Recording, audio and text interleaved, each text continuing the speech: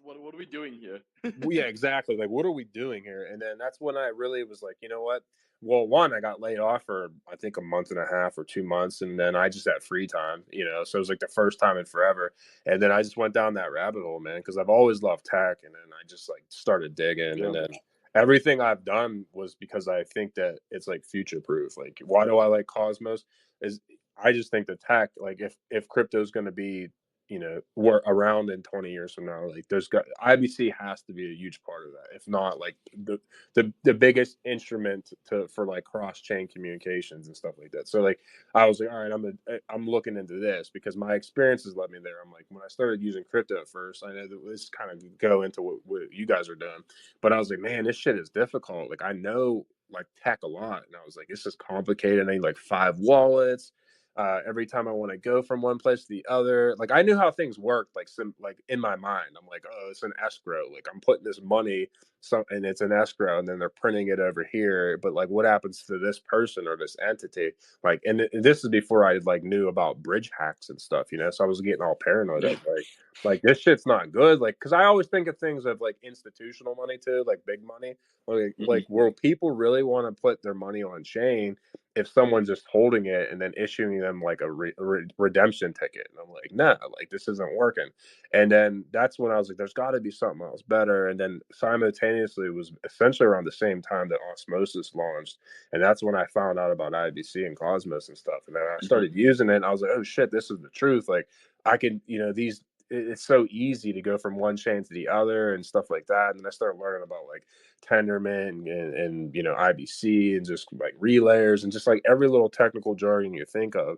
And then I'm like, I kept pushing. But then like I'm like, this is still too nerdy. It's still currently, even right now today, it's like the space is way too nerdy for the most average general user. Because like the most average general user, one, they're never going to care why things work because that's just not how most humans think. But also, it's like, dude, it's still, why do I need 10 wallets, or why do I need to know how everything works? And then that kind of goes into what you guys are doing. So like I don't even know if I was calling it a calm abstraction back in the day, but I was like, dude, there's got to be something that you could just sign in real simplistic. You can opt into it. It's like, to me, everything should be an option, right? Yep. It's like maybe me, like being how I am and under my knowledge, like I don't want to have something that's a little bit less secure, but most people aren't going to care about that. So like, let's build out this stuff that just like allows them to sign in from their freaking Twitter or their Telegram or their email account or whatever, and let them partake.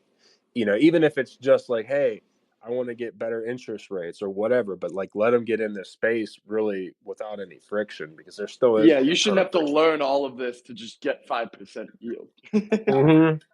Exactly. It's like, oh, well, why do I want to use that when I could just, I have a Capital One account that's giving me like 4.25% interest right now. It's like, yeah, okay. Like, I mean, Coinbase is like 5.15, which is good. It's a really good rate for current circumstances. But still, it's like, let's build out the tools to get stuff on chain where maybe it's just a lot easier.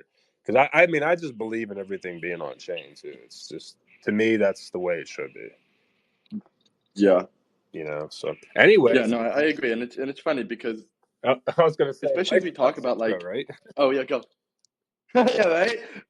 Well, it was funny. Like, I was actually just gonna say because you say it's interesting when you talk about IBC and you talk about Cosmos, because I feel like I've kind of been in this Cosmos space as well for quite some time, and the same conversation of the app chain thesis for back in the day then became modularity, and all of these chain abstraction tools just are effectively what IBC was back in the day. It still is naturally, right? And obviously we utilize IBC, but it's always so funny. Even restaking and like eigenlayer was what ICS was, right? And it's always funny to look at just how much misinformation there is in Cosmos, and there's a lot of projects who build on Cosmos, who won't say that they build on Cosmos because people just don't understand it. Yeah, well, dude, it's so true. Like, I was at Consensus with the ride chain, and they're in here right now. I help with the ride chain, and some people would come over, and I could tell they're not Cosmos people because they start asking like questions that anyone in Cosmos would know. And for anyone out there, like Cosmos people are at the top of this is not me being a shill or anything. They're the top of the chain when it comes to computer knowledge and like how things work and everything. Like we're just complete nerds. Hmm. Like we're the nerds of nerds. And but anyways, like they would come over and it would be the same shit that I said 3 years before that. They're like, oh, what about the Cosmos? And when people think of Cosmos, they think of like Atom, and it's really like the Yeah. beauty of Cosmos. I think we should just start calling it Interchain and get it over with because it's just a lot less confusing for people. But it's like, dude, like Atom can literally go to zero and the rest of the chains will be okay. Does not matter. Well, it would it's not going to be fun, but like it's not like if Atom went to zero tomorrow, right? Like let's just say it got hit by an asteroid and like the whole blockchain just blew up or something. Like the rest of the chains will be fine because it's not, you don't need Atom to do anything. Like on a riot chain, you don't need Atom. Is Atom on there? Yes, it's on there, but you don't need it to like do gas, and the validators don't need to use it to transact and none of that stuff. But people still think like that because we're so, I guess from day one you're always like you're on Ethereum or whatever, like you need ETH for everything and stuff like that. Hmm. But yeah, it's almost like better now to kind of say you're not Cosmos. Well, there's a couple reasons why. Because one, I know how VCs work. So VCs think, oh, you're saying you're a Cosmos project. They're they're going to literally look at Atom. They're going to say, okay, it's worth whatever, say 2 billion. I don't know what it is now because of the market, but like, so let's say 2 billion. And we're going to raise money. Why should we give you our money when we know that you're probably not going to surpass Atom, which is 2 billion valuation? So like they want more upside. So like just use the tech and say, oh, I'm a like Barachain, I'm a proof of liquidity chain or whatever. And it's like you can raise like $2.5 billion. You could raise at like $3 billion valuations and get a bunch of money and then Yeah. have do whatever with it. And so like from that standpoint, it's probably better. But also, yeah, from the general consensus, it's like, oh yeah, interchain, because I guess people will understand it more. It's like, oh yeah, it's all these chains connected together, and then you could start to get into the tech, and then maybe you could throw in, well, it's because of the, I don't even know what they call it anymore. It's not called Tendermint. It's called like Comic or whatever. But like, Comet yeah, BFT. Comic BFT. You could, we're using this, and this is how the tech works, and it's really secure. And then just hammer home like IBC. I don't know how many transactions total IBC has done, but it's more than all the bridges put together probably multiply. Easily. And there's been $0 lost. You can just keep going over and over. Like, look, there's been $0 lost. And then these other alternative solutions, call it like duct tape solutions. Like duct tape is good, right? Like you can fix anything with duct tape, but it's temporary. And eventually, whatever you fix with that duct tape, it's probably going to break. And you could say like, there's been Hmm. billions of dollars lost in like all these other solutions out there, and like just hammer home at that. But yeah, it's tough because you're talking about the app chain thesis. Like I was thinking about the app chain thesis when I first got into Cosmos, and I think I wrote a piece. This is when I used to blog a lot. I wrote something back in like 21 that there's going to be over 100 plus block Cosmos L1s by like 2022, and I was completely wrong about that because I think that's about like what there is now. And yeah, I didn't realize like before I did blab my mouth like at that. I should have realized like how expensive it is kind of to run blockchain and with validators, and then it's Yeah. like constant sell pressure a lot of times, and it's like how do you mitigate that, right? Because at the end of the day, most investors, they want to just see token price go up. So it's like, how do we get that to go up? And sometimes I think some chains probably don't need their own chain. They could just like maybe deploy everywhere and be like an application layer where they just deploy like on kind of like a pancake swap and all that. How it's like, oh, we're deployed on all these different EVM solutions. And but I also understand there are things that you do need your own validator sets, because I was that big person that was like, why rent when you can own your own land? So it's like, it's a difficult I mean, thing. that was why, and I think, were you at Cosmoverse Medellin back in 2022? No, believe it or not, I've never been to a Cosmoverse yet. Because Really? every time I'm supposed to go, something happens. It was like Medellin something happened with like family, and then last year, for Turkey, I was all set to go, and then like New York had the most rain of all time, and then my flight got canceled. I Fuck. had a layover to New York because I'm in like the Pittsburgh area, so there was this. It just all the flights were canceled for the entire day, and then the next day some of the early flights were canceled, and I was only going all the way to Turkey for like four days anyways, and then now it was like 2.5. And I'm like, I'm not gonna fly all that way Yeah. just to go to a conference, say hello, blah blah blah, and then leave right away. Like that's just, I'm too old for that. Like my body will. I'm not this young I'm 20 like, year I'm old feeling anymore. that. I'm feeling that as I go to like, as I go to Brussels now, it's definitely one of those like you gotta like take a deep breath and be like, all right, fuck, let's do this. We're leaving Friday. Just count the days down. Come on, you got this. Yeah, Um, yeah. but like Brussels looks I, I wish I was going. Kind of wish I was yeah, you don't. I know you don't have to. You know you don't.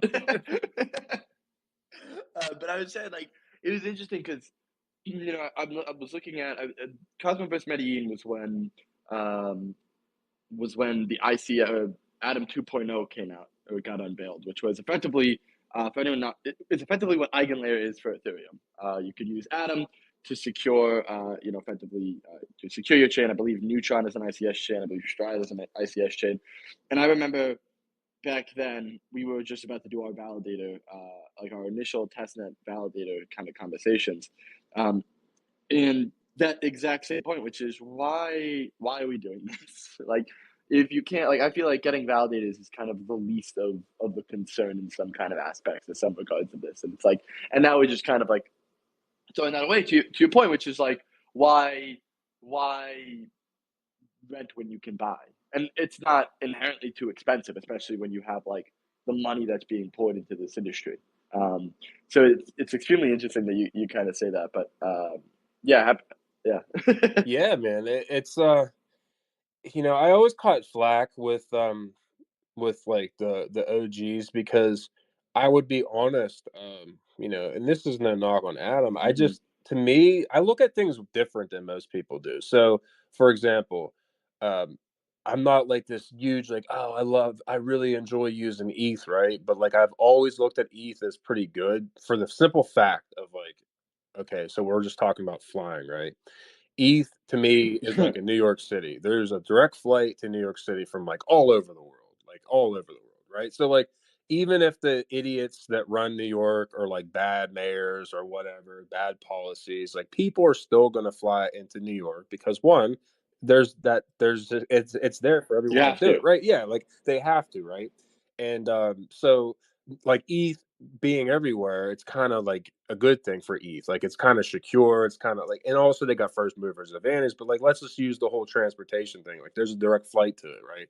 And then I always looked at Osmo kind of in that same lens for Cosmos because it's like everyone has a relayer to it, so there's a direct flight. In fact, it has more than Atom does. Like there's more transportations to Osmo than there is to Atom. Yep. So like I've always looked at as like maybe I wasn't always like keen on the tokenomics of Osmo, but I understood like what they were trying to do was almost like, all right, we're gonna just like give people tokens so they come and blah blah blah, and whatever. But I always was kind of more of a pro Osmo guy than Atom because like okay, Atom was always just a security thing, and I think at the end of the day, most users just like kind of don't care about security. Like they do and they don't. They're not like that's not their whole reason. Like, Yeah. oh, I'm gonna invest in this thing because it's gonna secure. Like no one really cares about that, in my opinion. No one cares.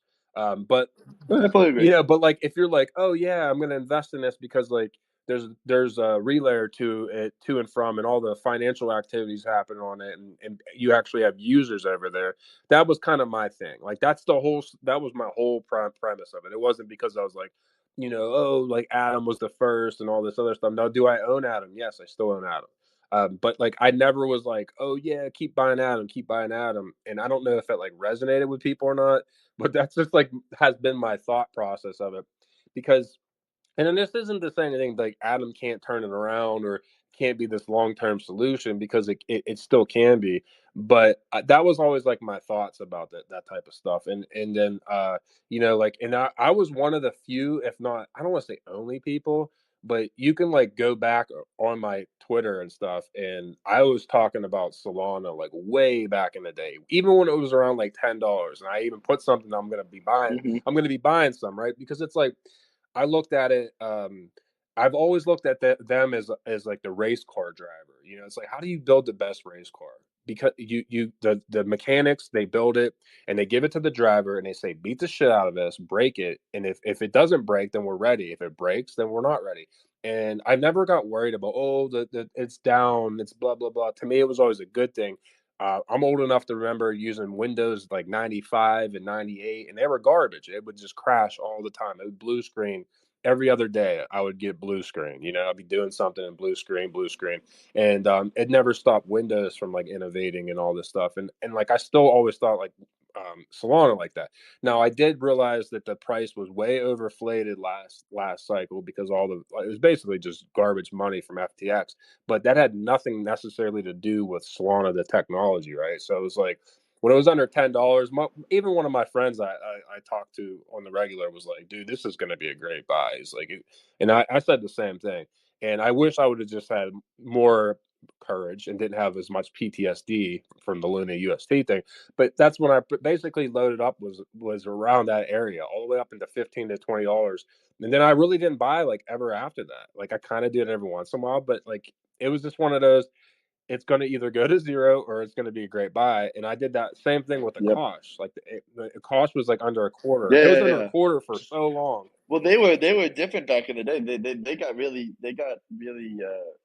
good off of the AI narrative too. Yeah, well, yeah, exactly. The whole cloud compute, and then same thing with the ride chain. Like a ride chain was under $1 for a while, and then when the Luna and UST thing happened, that's when I shifted my mindset. Was like, look, I still love DeFi, my finance and all that because of my background, but I'm really going to try to go for like actual products, because it's like even if the DeFi narrative dies out, like people still need products. Like this technology is way more than just DeFi to me, and it's always been like that. And then I'm like, I'm going to start getting more exposure to things like that. And then that's been working out. Now, I mean, I don't really sell, so does it work out? I don't know because it's like I'm here for the long run. I'm hoping that some of these things that I've been invested in 5, 10 years from now are going to be like way, way more than they are now, right? And but that's just my mindset, man. I think of things differently. Some of the things that people think of are different than the way that I think of things. Now, am I going to be right? I don't know. Like, who knows? Like, I don't have a crystal ball. Who Yeah, knows? like Yeah. that's been my thought too. Like my other thesis of this space was like, I because I used to like I remember ridiculing my father back in the day, like because I used to love tech, and I would tell him even as a kid, oh yeah, you should invest in Apple and Google. Because I used to be a weird kid with like these fake portfolios, and I've always liked. I mean, we don't have to say we don't have to speak in the past tense here. We can be open and honest. Yeah, yeah. But I was a weird kid. Like I would have like fake portfolios in some of my classes. We would do like fake portfolios, and like my whole investment thing would be just like tech and energy. And the reason why, because I actually had a great uncle that was pretty successful, and he always said, just invest in energy and technology the rest of your life, and try to pick some right winners, and you'll probably do okay. And so I've always kept That's that mentality. great advice, Yeah, dude, actually. it was the best advice I ever had in my entire life. Anyone, it was just like he told me this, and he came from nothing, and he that's what he said to do. And then I goes, all right, because I respected the hell out of him. And yeah, it's been the same thing. But anyways, like I would ridicule my dad, say like you should do, invest in this, this, and this, and he never listened to me. What do I know? And then, so now it's like I feel like we kind of have that same opportunity. So I'm not going to sit on the sideline and be scared, like, oh yeah, because you look at Apple, Hmm. Google, Amazon, all any of those. There was years where they would get on 60% in one year. And everyone the same shit. Web 2 people, same shit. Hmm. It's like, oh, it's all going to zero. It's crashing. It's burning, and it's just like, dude, if you picked any of those winners back in the day and you just kept investing in it, you could do whatever you want. So I'm hoping we have that same chance. That's all we can do is hope. So, anyways, I'm just rambling. Yeah. No, I mean I think this was a fun conversation, but I mean I totally agree with you on that aspect of it, right? Which is just, I mean, and I think last bull market and especially two bull markets ago, holy shit, I feel old. Damn, that hit me. Uh, it was. it feels different because two bull markets ago, or I should say two bear markets ago, like the 2018-19 bear market, felt much worse because it was like, damn, this thing is not ever going to be a thing. And then the next bear market came, right? Right, I guess this bull market came, and things got a little more legitimate, right? And I think you kind of, at least for me, maybe it's because I'm fucking getting numb to this shit, but I don't think we're going anywhere at this point. I think we're way past going to zero. Oh yeah. I think that, dude, fucking look at Cardano. Who uses Cardano? It's not going to zero. Yeah, Yeah. yeah. It I mean, maybe. yeah, dude. Exactly, That man. doesn't Like mean it shouldn't go to zero though. it, I'm not saying it should or it shouldn't. All I'm saying is it isn't. Right? It's just what the fact of the fucking matter is. no, yeah, dude. It's we're getting more legitimate, man. Like people are like, Mm-hmm. countries are starting to accept it. You have politicians accepting it Germany's for dumping on the market. yeah, Germany. They're confiscating people's Bitcoin and then dumping it on us because they want it to go to zero, but it's not going to. And but no, yeah, it's way more serious now. It's more legitimate, So it's just a matter of time. It's all part of the game, dude. Like it's just all part of the game, man. You just gotta. The way I always try to tell people is treat it, like it's a galaxy of planets, and you want to have if you are going to invest, don't put them all in one blockchain because something can happen to it. Yep. Even if you're convinced it's the next Nvidia or something, just just You're still throw probably some shit wrong. around. Like, yeah, exactly. Yeah. I'm. I feel that exactly, and I think one of my favorite lines from my buddy. You probably know the Omni team, but my buddy Austin and Omni always said, don't hate the player, hate the game, and don't hate the game, just get better at it. Yeah, man. And that's just all you got to do. Yeah. So, have you guys met Tyree? You guys have you guys I met? don't think so. Yeah. No, this is our first time. Look, I felt like Haas, you kept name dropping over here, and I was like, I gotta hop in here for a I few got to minutes. show up. I gotta show up. It's like I'm sitting. It's 4th of July out here. I've got my whiskey in front of me. I'm like before I pour this over the ice, let me Fuck hop yeah. on this Twitter space and say what's up real quick. But yeah, man, look, spreading your money out across all chains is important. You know what I mean? Getting exposure to the whole space, but also, you know, shout out to Zion because really the future of this whole thing is like it says in the title here, making crypto disappear, making the chains disappear, right? People want experiences, building user experiences. That's the whole game right now. A lot of people Exactly. still are not, like, even in our Yep. world. You said it earlier, like, oh, Cosmos, we're the ultimate nerds, and that's totally true, right? Most of the things, while I don't agree, Haas, that people don't quote unquote care about security, it's definitely not like the number one thing they care about. The number one thing they care about is value, which usually means making money, but also it can mean like buying a thing or being a part of a community or one of those things, right? So as we're focusing more on on delivering experiences, we got to kind of like hide the nerd in the background a little bit, you know what I mean? And that means like making the chains disappear, and also sometimes it means like making the devs disappear. Right? Oh Like yeah, the devs 100%. take a back seat for a minute, like, you know what I mean? Like, you're gonna bore this audience, like let somebody talk to the people who are the target users in a language that they understand, right? So That was the hardest thing for me to. That was definitely one of the hardest lessons for me to learn. Was like, especially like, and I think just where we're going in the industry, which is we're coming from a very insular place where we can go to a conference and all speak the same language, and the selling points are very developer focused and they're very technically driven. And then I remember, I think it was probably on this last fundraise, right? Which is, I start the fundraise pretty much like in the bear market, and I was like, oh, we're doing technically this is what we're doing on the protocol level. And no one gives a fuck. Like they really don't. It's very unfortunate. And I tell this to a lot of projects, right? You look at you want to raise money for venture capital, it's a few questions. It's how the fuck am I gonna make money from the VC's perspective? And what the fuck are you doing? And not how are you doing it, not why are you doing it, what are you doing? And to actually answer what you're doing, it is take like, I mean, you can probably just take like this next week and just listen to whenever someone says what they're doing, they will never really describe what they're doing. They will describe how they're doing it, but they really, really won't describe what they're actually doing.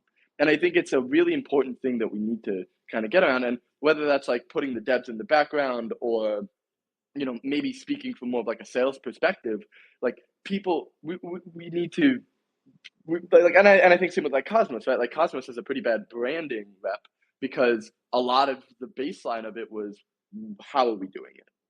Yeah, I agree with that. Yeah, and I guess there's one piece of that that really rings true to me, right? Is that, for a lot of founders, the thing that they're trying to get to is the raise. It's, you know what I mean? It's like the raise, it's the Mm-hmm. next raise, and you end up in this position where you get better at pitching over time, and sometimes that pitching process leads you to sort of drift away from your mission. I really do believe that most people start the beginning of their projects with a very clear idea of what they're trying to deliver, but then you start to try to appeal to different audiences. Maybe it's Everyone. users or investors, Mm-hmm. everybody, right? Then you really you lose your north star, and that can be frustrating for people, but especially for you, so that you end up in these conversations where it's like, what are you doing? And it's like, oh crap, I forgot what I was doing. Yeah, I have no idea what I'm doing anymore. I remember there was definitely a time. I remember there was definitely a time where I was in that position, which was, uh, yeah, I mean, and I guess like there's two elements to that, right? One of them is like, hey, I have a technical vision, right? And I think that's where, at least for me, I kind of started with things, which was like, I have a technical vision. I can understand and very clearly depict on a technical level exactly what we're going to do, exactly how we're going to do it, and why that matters. And when it comes to talking about like a technical vision versus like, let's say, a product or a marketing I would say vision, I think that's where you start getting these like the narratives of the world, right? And it's very funny because we I don't want to say we're anti-narrative, but we're kind of we were very anti-narrative for a while, and we got very lucky with the concept of chain abstraction coming out. Like Haas, I don't know if you remember, but we called it generalized abstraction before. We really did not want to be labeled into a bucket here, and ended up getting very, very lucky because what we were doing ended up being extremely necessary for the industry, and luckily ended up becoming a part of the larger meta narrative. But I would say to like anyone who's out there who wants to start a company, don't start with a current No, narrative. Like yeah. Dude, it's gonna it's suck. the Oh best man, advice. that is, I was going to yeah. say this before, Tyree, is like that's one of the things for me is I've always been trying to get into things before the narrative. Like the reason why, like Tyree can enumerate more on this than I can, but a ride chain was doing AI and blockchain and doing different things back in like 21.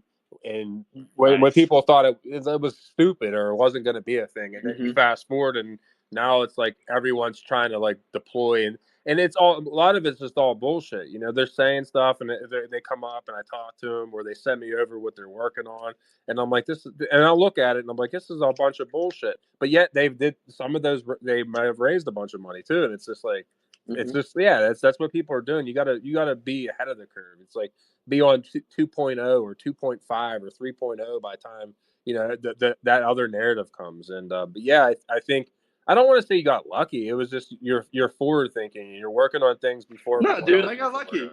I'm gonna say that I got lucky. Well, I It's okay to get lucky. something that we sort of we hit on a lot, like, so a ride chain was like a 2020 chain, right? Like we were Mm-hmm. very early Cosmos, so there were things that we were doing before there was infrastructure to be there, right? So like we had to develop a wallet because there was no Kepler yet.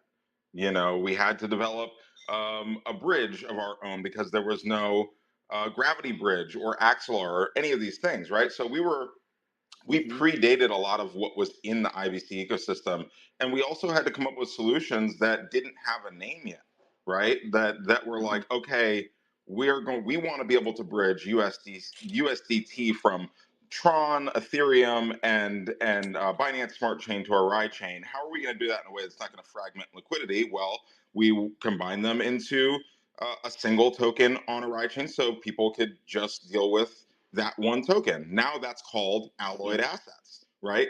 Like, we didn't have that word. We didn't invent a term for it. We didn't even think that it was worth creating a narrative around, right? It was just a means to an end to provide a user experience, Exactly. you know? So Totally. we're kind of like in a, I think that you probably have the same experience. Like, you know, we still haven't really owned any of the chain abstraction narrative, although I will be speaking at Chain Abstraction Day in Brussels next week.